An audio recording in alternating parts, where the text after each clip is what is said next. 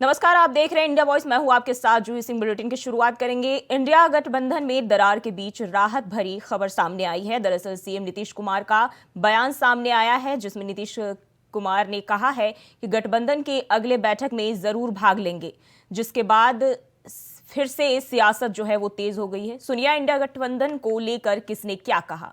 अखिलेश यादव जी के लिए जब कमलनाथ जी बोले थे ना, उससे ही पता चल गया था कि ये जो अलायंस है INDIA, ये फोटो के लिए है, हकीकत में नहीं है। ये कोई जो मीटिंग बुलाई गई है वो इमीडिएटली इलेक्शन के बाद आउटकम के बाद बुलाई गई है।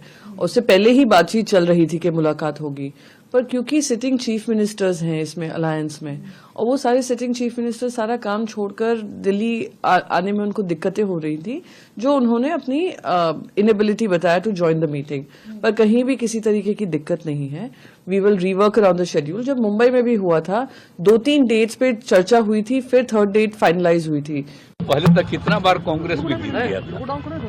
अब वो बात है कि हम तो यही चाहते हैं कि बहुत तेजी से, जब एक जल्दी से जल्दी हो जाए, तभी तय किए थे तो बात में फिर लोगों ने कहा कि दूसरा दिन तय करेंगे, तो जैसे ही होगा। अब आजकल न्यूज छप रहा था कि हम नहीं जा रहे हैं, फालतू बात है। अरे बीच में हमको बुखार न था जी, तो उसके चलते उसी बीच उनका खबर आया था, हम कह दे कि नहीं और लोग जाएंगे, इनके बारे में कहे ये भी रहेंगे और सब लोग रहेंगे इधर से। अब बाद में जब आगे होगा तो हम नहीं जाएंगे, कहीं सब संभव है जी।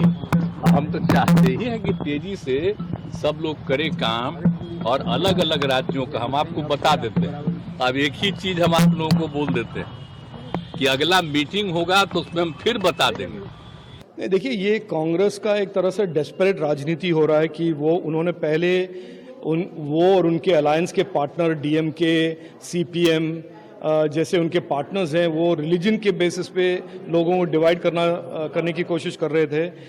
DMK ने सनातन धर्म को गाली दिया, CPM ने हमास को केरल में एक अवसर दिया हिंदुत्व उखाड़ों का एक प्रोग्राम में भाग लेने का। तो वो उन्होंने ट्राई किया है, और बीच में उन्होंने कास्ट बेसिस पे भी सोसाइटी को डिवाइड करने की कोशिश की। राहुल गांधी ने बहुत प्रयास किया इस इलेक्शन के बीच। और आज उद्धव ठाकरे यहाँ पहुंचने वाले थे, शिवसेना के प्रमुख। शरद पवार साहब भी दिल्ली में है, लेकिन कुछ प्रमुख नेता जो है, राहुल गांधी जी भी थे, इसमें ममता जी है, उनके घर में एक शादी है। स्टालिन साहब के राज्य में जिस तरह से बाढ़ की स्थिति है, वो यहां से हिल नहीं सकते। और भी नेताओं की कुछ समस्या, अखिलेश जी नहीं है अवेलेबल, नीतीश कुमार जी बीमार चल रहे हैं। तो फिर तय किया कि हम 16 या 18 दिसंबर को इस बैठक पोस्टपोन करेंगे। हाल ही में जो परिणाम आए हैं, उससे मैं समझता हूं इंडिया गठबंधन और मजबूत होगा। इंडिया गठबंधन से जनता को और उम्मीद बढ़ेगी कि वो गठबंधन और मजबूत कैसे हो। सवाल ही गलत है। इंडिया अलायंस फेल नहीं हुई, कुछ हद तक कांग्रेस नाकामयाब रही। ये इलेक्शन किन वजूहात के बुनियाद पे वो कांग्रेस बेहतर जानती है, लेकिन ये इलेक्शन अलायंस के तौर पे नहीं लड़े गए। अलहदा पार्टियों ने ये इलेक्शन जो है लड़े। देखो, इंडिया अलायंस है, एक गठबंधन है, ये थोड़ी तानाशाही तरीके से चलने वाला गठबंधन है नहीं। जब इंडिया हम चलाते थे तब ये उस पर चर्चा होती थी, इस विषय में। इंडिया अटल जी के जमाने की इंडिया, आज की नहीं। अगर ये किसी ने ये बात रखी है कि ये फलाना विषय पर चर्चा होनी चाहिए। और गृह मंत्री अमित शाह ने आज जम्मू कश्मीर पुनर्गठन संशोधन बिल 2023 और जम्मू कश्मीर आरक्षण संशोधन विधेयक 2023 पर लोकसभा में बहस का जवाब देते हुए कहा कि नाम से सम्मान जुड़ा है। आगे उन्होंने कहा कि वही लोग देख पाते हैं जो अपने से पीछे रह गए लोगों की अंगुली पकड़कर उसे संवेदना से आगे बढ़ाना चाहते हैं। जो स्कीम बनी है उसमें जम्मू में पहले 37 सीटें थी, 37 सीटें थी।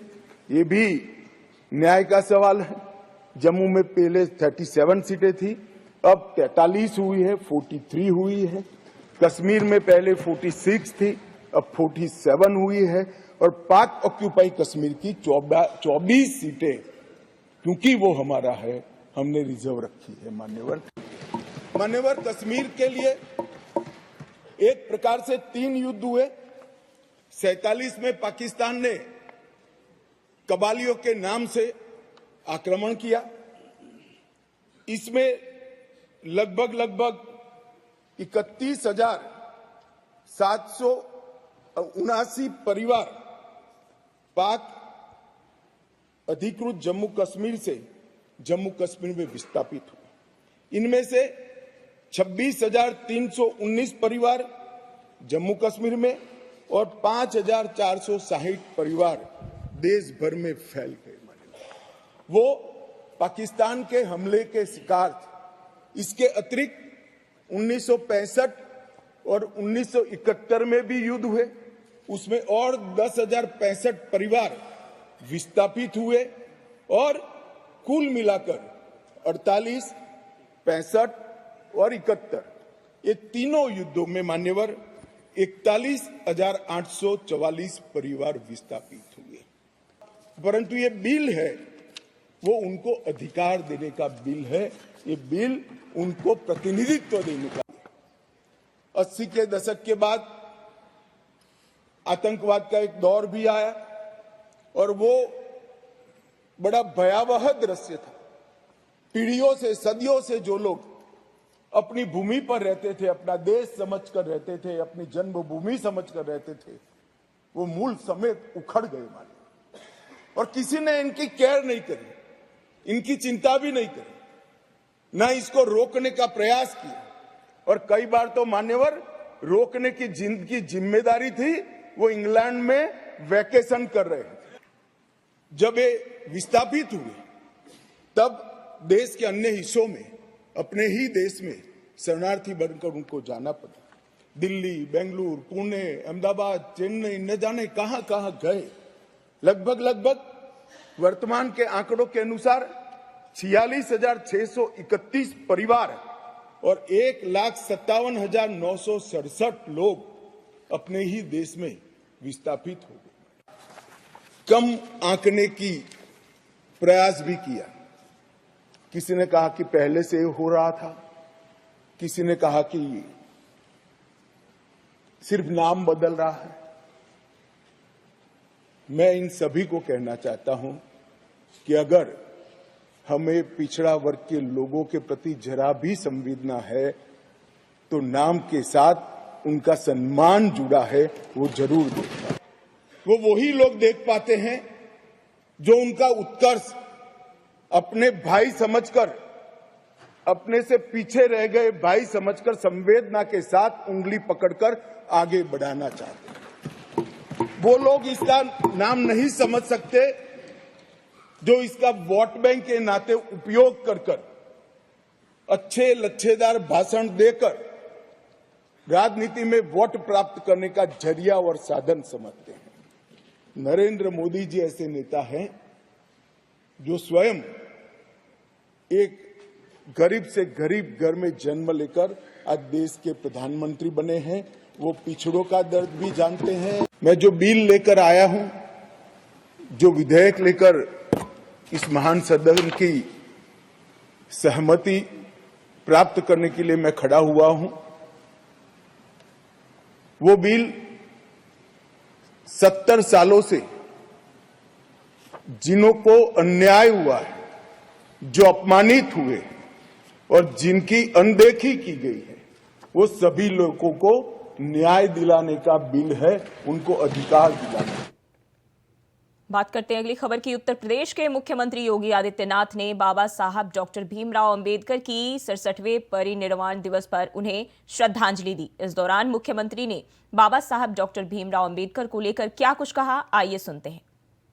हम सब जानते हैं बाबा साहब भीमराव अंबेडकर ने एक बात कही थी, मैं धन्यवाद दूंगा क्या तो उनके कोटेशन यहाँ जगह जगह लगे हैं, जिसमें उन्होंने कहा था कि हम सबसे पहले और अंत में भारतीय हैं। 2014 के पहले एक सपना होता था आवास। आवास के नाम पे लोग किस प्रकार का मजाक बनाते थे। 20,000 में कोई आवास बन पाता है क्या?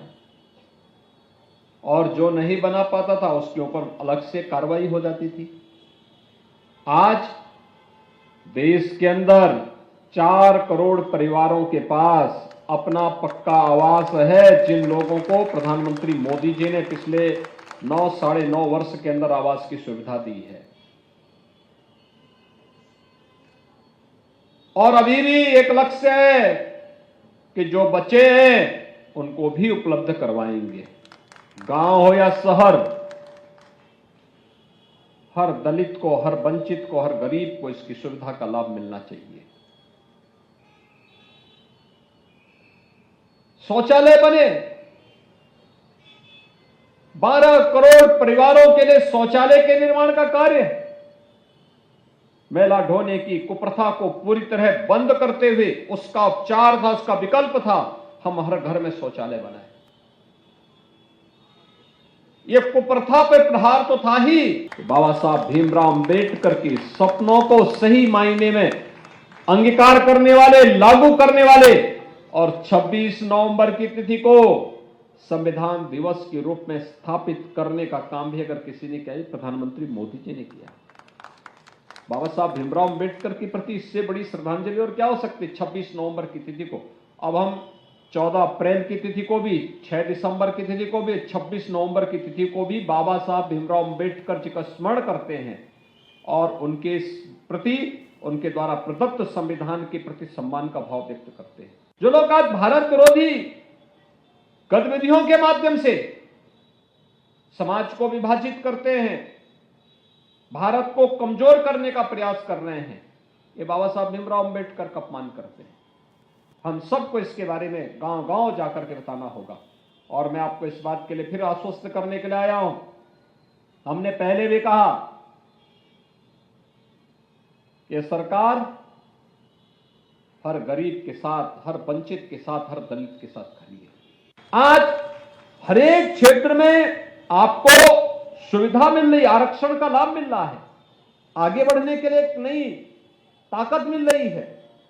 और इसलिए जिससे कोई भेदभाव न करने पाए, समाज में किसी प्रकार की कोई अस्पृश्यता न हो, इसको पूरी तरह समाप्त करना है।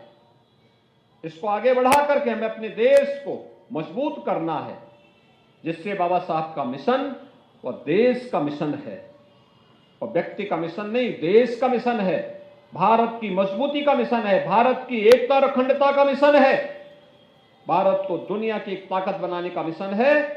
और उस मिशन के साथ हम सब जुड़ करके कार्य करेंगे। और मैं आज के इस अवसर पर इस बात के लिए फिर आपको आश्वस्त करता हूं, जहां भी अभी जमीन के पट्टे नहीं मिल पाए हैं, हमने पहले कहा है, अगर आरक्षित श्रेणी की भूमि नहीं है तो जो दलित, जो वंचित, जो गरीब वहां पे अपनी झोपड़ी या अपना मकान बनाया है, उसको वहीं पे वो जमीन का पट्टा देकर उसके लिए पक्का मकान बना दो। और संसद में शीतकालीन सत्र जारी है। वहीं शीतकालीन सत्र में विपक्ष की ओर से कोई हंगामा नहीं किया गया। इन्हीं मुद्दों को लेकर हमारे संवाददाता अजय चौहान ने प्रयागराज से सांसद रीता बहुगुणा से खास बातचीत की। सुनिए उन्होंने क्या कुछ कहा।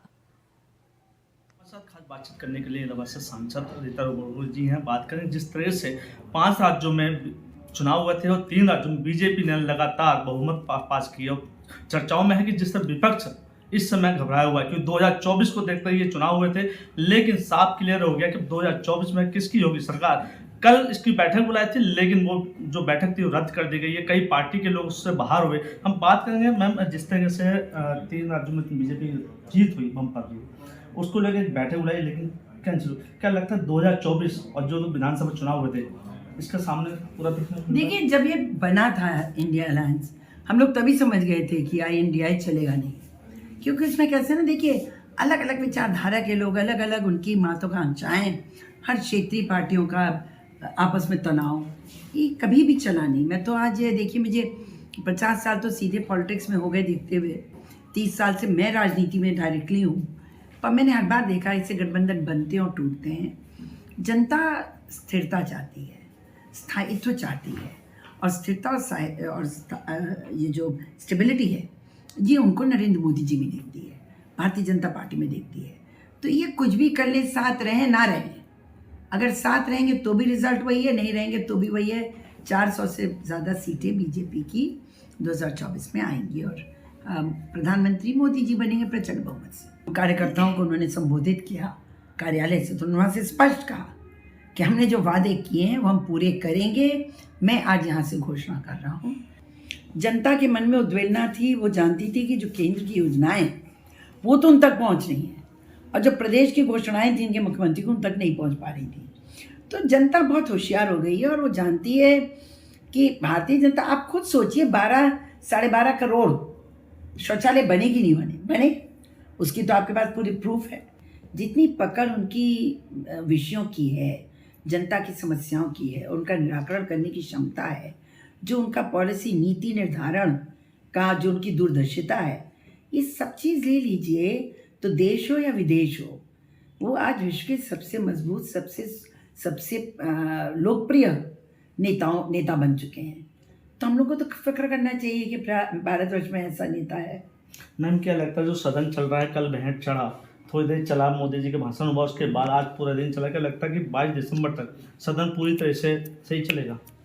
अगर विपक्ष में थोड़ी भी सूझबूझ होगी तो चलने देगा, क्योंकि बड़ा महत्वपूर्ण है। इसमें देखिए उपनिवेशवादी जो कानून थे उनमें से बहुत सारे कानूनों में जो अमेंडमेंट लाया जा रहा है, और उन अमेंडमेंट्स को उनको चर्चा करनी चाहिए, कहाँ पे बेहतर हो सकता है। स्टैंडिंग कमेटी से लौट कर आया है, वो भी बहुत महत्वपूर्ण है। और बहुत सारे अन्य इम्पॉर्टेंट जो हमारे कानून हैं वो पारित होने, और लगभग ये आखिरी होगा।